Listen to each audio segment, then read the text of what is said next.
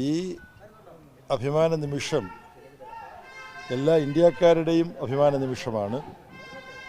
അതോടൊപ്പം മലയാളികളുടെയും അഭിമാന നിമിഷമാണ്. കാരണം ക്രിക്കറ്റിലെ വളരെ വാശേറിയ ഒരു ലോകകപ്പാണ് T20. അതിൽ അതിദയനീയമായി ന്യൂസിലൻഡിനെ തോൽപ്പിച്ചുകൊണ്ട് അഭിമാനകരമായ രോമാഞ്ചജനകമായ ഒരു വിജയം ഇന്ത്യക്ക് നേടിയെടുക്കുന്നതിൽ എൻ്റെ ഒപ്പം നിൽക്കുന്ന ശ്രീ സാംസന്റെ പ്രിയപുത്രൻ സഞ്ജു സാംസണാണ് ഏറ്റവും അമ്പരപ്പിക്കുന്ന ആവേശം പകരുന്ന പ്രകടനം കാഴ്ചവെച്ചത്. നിങ്ങൾക്കെല്ലാം അറിയാം, ഞാനത് പറയേണ്ടതില്ല. എന്നാൽ അദ്ദേഹം ഫൈനലിൽ ഇന്ത്യയെ ജയിപ്പിക്കുന്നതിന് ആവശ്യമായ വെടിക്കെട്ട് ബാറ്റിംഗ് എന്ന് നാടൻ ഭാഷയിൽ പറയും.